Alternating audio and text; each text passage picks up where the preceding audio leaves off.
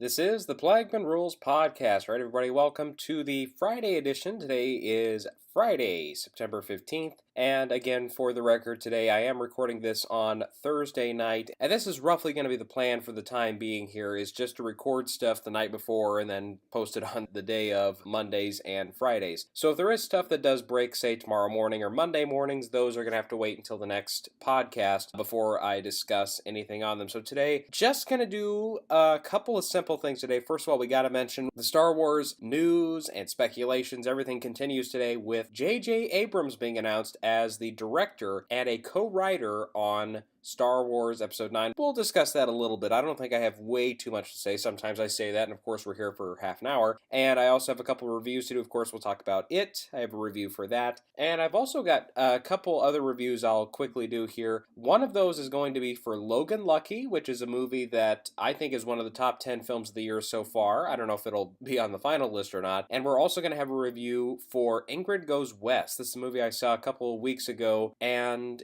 did expand into a few theaters. Now it's kind of gone, but just, an interesting movie I saw. I thought I would share my review on that. Okay, so with that, let's go ahead and start with this J.J. Abrams stuff. Now, of course, as we mentioned last time, Colin Trevorrow was kicked off, /fired, /stepped down, /quit Star Wars Episode 9. Now, of course, we're never going to know the full story here on whether or not he was fired or if he just decided not to do it or if, there was something in between there. I mean, we just don't know. And again, there might be a tell-all book like 30 years from now or when, most of these people are gone or at least out of the business enough to where it's not going to hurt them professionally. But for the time being, we're just going to have to live with this whole thing of it was a mutual decision, blah, blah, blah. First of all, a couple of big changes for Episode 9. Obviously, with J.J. Abrams back in the director's chair, back in the saddle again for Episode 9, the first time since George Lucas that we've had more than one film in a trilogy of Star Wars films directed by the same man. Of course, we had the entire prequel trilogy directed by George Lucas. Otherwise, every one of the original trilogy films was directed by a different person. The Force Awakens, I thought, was a really fun movie. Now, was it like the best Star Wars movie of all time? Of course not. Was it supposed to be? No. I don't know why some fans really have those, supremely high expectations. But J.J. Abrams' direction was not one of the problems with the movie. Not to say it had a ton of problems. I think the biggest problem with The Force Awakens was just that it kept repeating all the plot points and all the big story points. It was kind of like a best of the original trilogy and all those different things. Now, of course, JJ was a co-writer on the script, so I guess, he gets a little bit of the blame for that. But as far as his direction and stuff, no, that was fine. There was nothing wrong with that. So as far as him directing, again, no qualms with that. He's a good director. Going through his filmography and stuff, of course, the 2 Star Trek films he did were really good, and Super 8, I think, is a very underappreciated film. I mean, it's probably one of my favorites, probably other than Episode 7 that he's directed, and has a really big emotional punch and everything. So that's one. Super 8, I know a lot of people write it off, but go back and watch that movie. There's a lot in there that's really good. Anyway, so here's my kind of question mark here. The only thing that kind of concerns me a little bit, I mean, not a red flag issue, but kind of raising a flag of concern here, is he's going to co-write the movie with Chris Terrio. Now, the Chris Terrio part is a double-edged sword, because this is the guy who just won an Oscar a couple of years ago for Argo, the best film of that year and everything. I mean, terrific script. And he then went on to co-write and kind of fix up and patch up on the script of Batman v Superman, which didn't work. So, at the end of the day, I don't know how much of that original script was from Goyer, how much was just contributed from on the set by Zack Snyder, because sometimes he does like to do that. And I don't know how much of that dialogue or some of the scenes or whatever were from Chris Terrio. But either way, he was kind of the guy, when the interviews came around for Batman v Superman, I kept hearing over and over again that it was really Chris's script that they ended up with on Batman v Superman, which is concerning because the script had a few big key issues, like the whole Martha thing. So, okay, what's he doing in Star Wars land? I mean, other than a big blockbuster entertainment like Batman v Superman, Terrio did Argo. And I can't really think of anything else that he's written. I mean, obviously there's probably a couple things, but I haven't looked through his IMDb quite so thoroughly as I have a few others. So I don't know. Maybe there are some other good projects out there he's written that I haven't watched, or that I'm just forgetting about right now, but just his writing has been, it's 50-50 so far as if it's good writing or if it's a good movie. Argo was so good, you kind of have to give him the benefit of the doubt in this case. And, JJ did help, again, write the script on episode 7, and he also wrote the script for Super 8, which I thought was great. And he's got some talent in his writing. I mean, we can't totally dismiss the guy and say he's the worst ever or anything. So that's the only thing, is their involvement. Maybe we are going to get another script that's like episode 7, where it's like, hey, look at me, I'm doing all these references to the old movies. And sure, I mean, it's not to say that episode 7 was not completely unoriginal. I mean, there's obviously all the new characters and everything, and a lot of them were really great. So, obviously, there's going to be some qualms here and there with that, and I'll have to wait and see on this one, but these two writers, I mean, personally, Rian Johnson wrote the script for Episode 8, and everything on Episode 8, The Last Jedi, has just seemed to be going perfectly. So whether Rian Johnson was either writing the script or helping write the script or writing the treatment for it, which maybe he did, we don't know for sure, that would have given me a little more confidence, because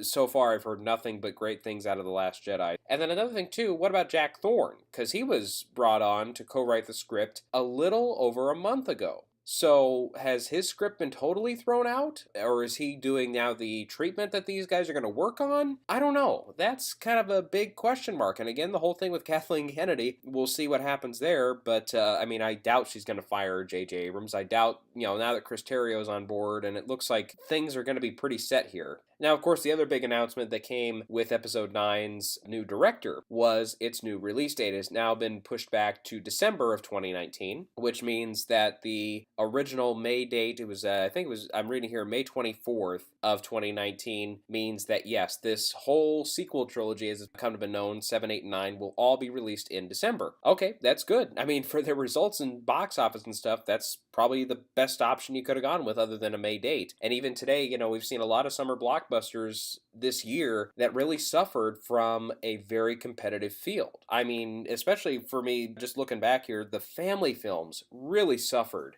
Like, other than Despicable Me 3, which is now over $1 billion worldwide, Cars 3 was a bit of a disappointment at the box office. I mean, it wasn't a flop by any means, but just for its budget and how much they spent on the marketing and stuff, it was still a money loser for Disney. It didn't lose a ton of money, but it did lose them a little money. And there's, various other examples of some kid movies like The Nut Job 2, Captain Underpants, which I thought was great, but there's some in there that just really didn't hit. And I think the stiff competition really, really hurt in that case. And there's a couple other examples here and there, like War of the Planet of the Apes, I think suffered a little bit from competition, and Baywatch obviously did, but quality of the film had to deal a little bit with that. Transformers, I think, number one, I think people were tired of the franchise, but also I think the fact that it was opening up not too far from Despicable Me 3, not too far from Spider-Man, and not too long after Wonder Woman, among other films there, it was just way too much going on for Paramount there and for their film. So maybe, that competitive nature in the summer, not that Star Wars is going to be totally left out to dry or anything, and it would probably demolish for a couple weekends there, but maybe its longevity and what got The Force Awakens to that $900+ million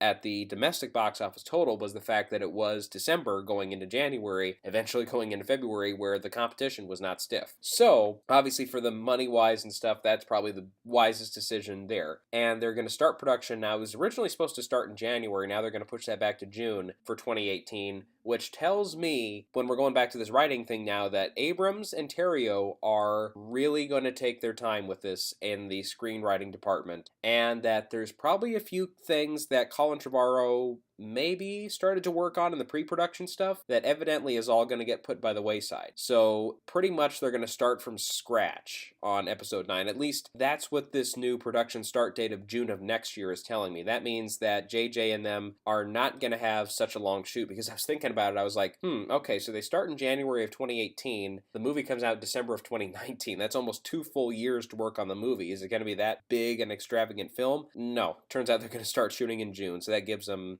roughly 18 months. We'll see what happens here. I mean, obviously, when episode 8 comes out, that's going to be a big key as to whether or not the sequel trilogy is going to keep being good or not, and we'll see if JJ can bring this thing home and make a really good Star Wars movie once again. Okay, so now that that's out of the way, let's go ahead and get to these reviews for today. First one is going to be It. It's the big one, folks. One of the most anticipated films of the fall has arrived, and it's also one of the most anticipated adaptations of late for a Stephen King novel. And It didn't disappoint. From a great cast of characters brilliantly acted to well-executed scenes of horror and terrifying images and moments, Andrei Muschietti has become an overnight success in the world of horror directors, and while this past summer hasn't been known for horror films, other examples of late like Get Out, Split, Don't Breathe, and Lights Out, just to name a few, show that horror is alive and well. Based on the brick of a novel that's been known to damage a person's foot if dropped upon it, the film follows the Losers Club, 7 kids who live in the town of Derry, Maine, and who are growing up in a town where children are known to go missing as commonly as raindrops fall on your head without an umbrella. And the leader of the club, Billy, loses his brother Georgie in a memorable opening sequence. As the kids are one by one visited by the demonic Pennywise the Dancing Clown, or as they say in the movie, Pennywise the Dancing Clown, they realize that he and his entity are responsible and that their parents and the other adults of the town are of no help, and it's up to the losers to defeat Pennywise and all he stands for, before they all float too. For those who know the horror genre well, they know that the real strength of horror movies are the characters. Whether you're rooting for the villain, like the Nightmare on Elm Street series or Jason from Friday the 13th, or the heroes, like the mom from The Exorcist, or the family from Lights Out, you've got to relate to the characters one side or the other. If you do that, any natural or supernatural actions, depending on the film, will fly, and the audiences will accept it. With it, obviously, I rooted for the kids, and for good reasons. All 7 kids are excellent. For me, there's no real standout here. All of them are very good, and I'm really excited to see this young talent utilized in an R-rated faction, where they're not just treated as kids, but they're real characters in this story. Also, I had a great desire to get more from Pennywise, played by Bill Skarsgård, and he's definitely a supporting player in the film. Whenever he's on screen, I loved it. While I didn't really root for him, except in the really basest nature of awaiting violence to get things going, he's still a character I couldn't wait until he was back on screen. Also with the adult characters, while few in number and very limited on screen time, they give huge impressions, sometimes just with a weird, creepy smile or an image that will stick with you. Speaking of sticking with you, I can judge the film this way. If you're a big horror fan and you see everything, there's nothing really new here. All the jump scares are present, the blood and guts and gore, etc. And if you're not a horror fan and you find your way in the theater to sit down and watch, you'll probably jump a few times and get a little freaked out. And speaking of freaking out, I was pretty calm and entertained watching the film, but that opening scene where Georgie meets Pennywise is a little offsetting with Pennywise's intro, and when he attacks, which I don't think is a spoiler by any means, they don't shy away from the violence toward children, which again was very unsettling and made me briefly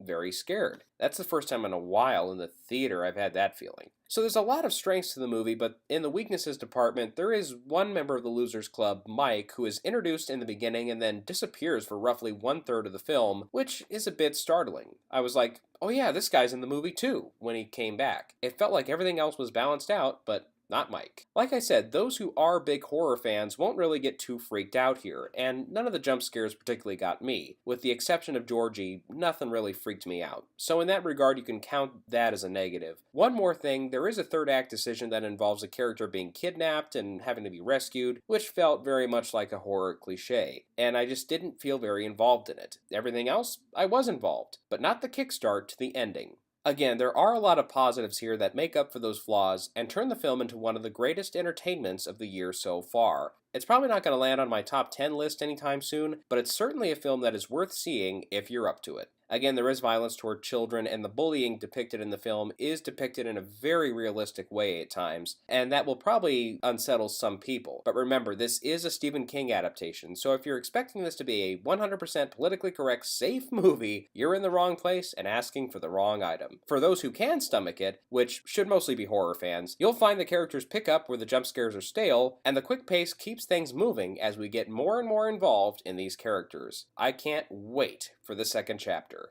My rating is a 9 out of 10. Okay, a couple more films to review here quick. These are from a little while ago. Logan Lucky, I didn't get to talk about this one very much. Soderbergh is back, baby, and he's got a new heist film to help bring out the red carpet on his return to Hollywood. And the result is one of the funniest films of the year so far, with a great addition to the canon of heist films that Soderbergh started nearly 2 decades ago with the Ocean's trilogy. With great and memorable characters and some standout work from the ensemble cast, Logan Lucky is a surefire candidate for one of the best films of the year so far, and an eye-opener for some actors as they branch out into unknown territory. We'll get to that in a minute. The story follows Jimmy and Clyde Logan, brothers who live in Charlotte, North Carolina, with Jimmy being a crippled construction worker and Clyde being a one-handed bartender. When Jimmy is let go because of an insurance liability due to his leg, he devises a plan to steal money from NASCAR during one of the biggest races of the year. Not only will Clyde be involved, but also Clyde's wife Melly, a couple of brothers who know tech, and the mastermind of masterminds when it comes to explosives, Joe Bang. I don't want to get way too far into the plot in fear of some potential spoilers, but I'll tell you this. The film is not so much about the heist plot as much as it is about the characters. Really, from Channing Tatum and Adam Driver as the Logan brothers to Melly's hairstylist, played by Riley Keough, even in a smaller role, Katherine Waterston plays a nurse, and especially for Seth MacFarlane in a nearly unrecognizable role as a NASCAR sponsor, it's a whole cavalcade, if you will, of good actors given interesting roles and matching them with spot-on performances. But it's Daniel Craig as Joe Bang who steals the whole show. First off, I've been saying for years that I've seen in Craig the potential for tremendous comedic timing and a real natural actor in the comedy world. But after all the James Bond films and Stieg Larsson adaptations, it's finally time for him to shine in the comedy world, and he didn't disappoint. While on paper his character is designed to steal the show, true, but get a lesser actor or a normal comedian in the role, and I just don't think it works. Take, for example, a swap. Say that Seth MacFarlane plays Joe Bang and Craig plays the sponsor. It just wouldn't work.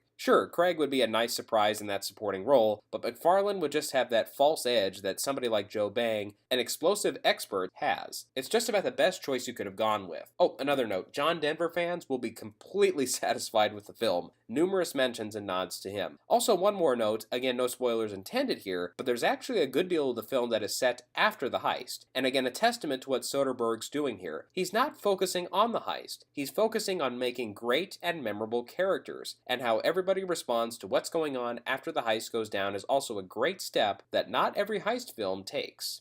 Really, the only complaint that I have here is a minor one. The dialogue gets pretty garbled sometimes from Craig, Tatum, and Driver. That might have been the theater I was in not being the best in the sound department, but I don't know. I feel like at times subtitles would really help get some of those funny one-liners out. I had to look up a few quotes from the movie online since I felt the film had to be funnier than it was, and trust me, if you do that, you'll find that Soderbergh or whoever wrote the script, because evidently the name listed of Rebecca Blunt as an alias, does have talent. Otherwise, the film flows at a great pace, and even though it's just shy of 2 hours, doesn't feel like it. And all the other stuff I mentioned, you could add to the film's pros. Even though the film hasn't done all that well with audiences as far as box office returns, I do think this is a film that's worth seeking out. To harp back on the point, the acting is great, sometimes superb. The characters are even better. There's lots of laughs to be had, and the heist scenes are extremely well done. A good soundtrack always helps, and relating to the Logan brothers is essential. Otherwise, you won't really care about what's going on with the heist, and obviously Soderbergh knows this, but it's a big thing, even if on paper it doesn't sound so. Maybe the film will go down as a looked-over gem, or it could see a resurgence and have a good life afterwards. Either way, I'm celebrating this one as a great return for Soderbergh and one of the best films of the year so far. My rating is a 9 out of 10. Okay, one more review here today, and then we're going to close up shop. This time we're talking about Ingrid Goes West. I know not everybody's seen this one. Let's see what I thought about it. This is a strange one for me. You know, with a few exceptions, I'm able to relate to most main characters, or at least the character that you're supposed to relate to in the film. And this time, the main character of Ingrid is a stalker, semi-psychopathic person who is obsessed with social media and getting the likes. That's about the farthest thing from me that I can think of. I'd like to think I'm nothing close to being considered a stalker, and I hope to God I'm not a semi-psychopath, and while I do have a presence on social media, I don't rely on other people noticing it for me to feel good. While I'm not able to directly relate to Ingrid as a character, I was able to relate to her plight, which is really what the film is all about, which is for her to get to a place in her life where she's not a loser and where she is happy. So I kind of alluded to who Ingrid is as a character, and the story starts with her low point, where she attacks her friend at her wedding because she didn't invite her. Well, except she's more of an acquaintance than a friend, and as we later learned, she had really just followed her Instagram obsessively. Fresh out of rehab, Ingrid's new Insta-crush, if you will, is Taylor, a West Coaster who has a massive following and magazine articles being written about her. Due to inheritance money, Ingrid journeys to Venice Beach to befriend Taylor, prompting the hashtag Ingrid Goes West, and thus the title. When she arrives, though, she befriends her landlord Dan and goes in a little too close for comfort with Taylor, and the result, at first, shows progress for Ingrid as a character. But after disaster strikes with the presence of Taylor's brother, it's all downhill from there as things turn dangerous. Now, first of all, I have to say that the film's biggest strengths are its message and its supporting performances. Nothing against the leads played by Aubrey Plaza and Elizabeth Olsen, but O'Shea Jackson Jr. as Dan and Billy Magnuson as Taylor's brother Nicky steal the show. Especially for me with Jackson Jr. because of his love for Batman, and in particular, Batman Forever, which sure is not by any means the best Batman movie ever, but one that is kind of hated beyond reason. Anyways, I also really liked Magnuson, who goes over the top with the partying brother, and he makes it work. And at one point, he has a confrontation with Ingrid that shows that this guy is really going places as an actor.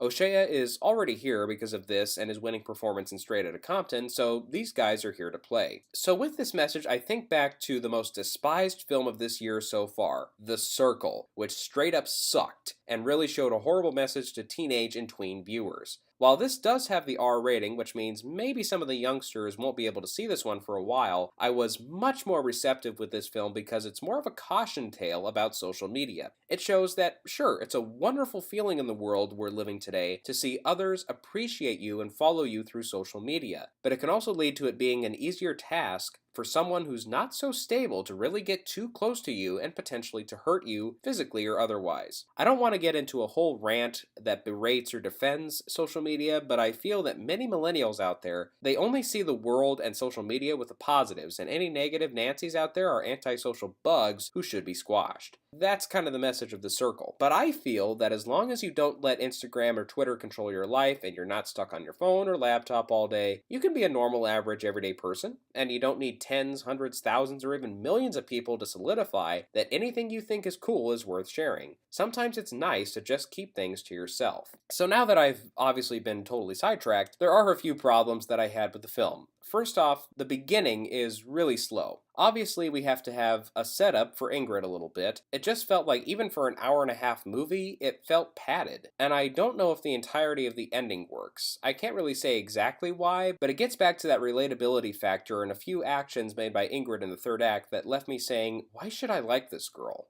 Without spoiling anything, I wasn't sure whose side I should be on in the ending, which maybe some will take as a positive, but I felt out of the loop on where the film was in its last act. As I conclude here, I was originally thinking 7 out of 10 for this one, and it's been several weeks since I've seen the film, and now that I'm doing this review, in retrospect, the negatives aren't sticking with me as much as the positives, and especially rethinking about that horribly botched The Circle, it makes this film even better. Again, Aubrey Plaza doesn't exactly make a strong main character that you root for 100% of the time, but we follow her enough that maybe you might not want to hang out with her in real life as a character, but I wouldn't mind rewatching this film to revisit her and to see her journey out west. My rating is an 8 out of 10. Alright, so that's going to wrap it up for today's edition of the Plagmanrules Podcast. We'll be back in on Monday, talk about the weekend box office and see what happens there. It's probably going to crush some more records and things at the box office. We'll see what happens. Again, really like that one. And Logan Lucky is one that you haven't seen. Go out and go see it. And if Ingrid Goes West is still playing around your area, I'd say give it a shot. I mean, you might not love it, but I liked it. So again, we'll be back on Monday with some box office results and other things. We'll see what else happens. And until then, this has been the Plagmanrules Podcast.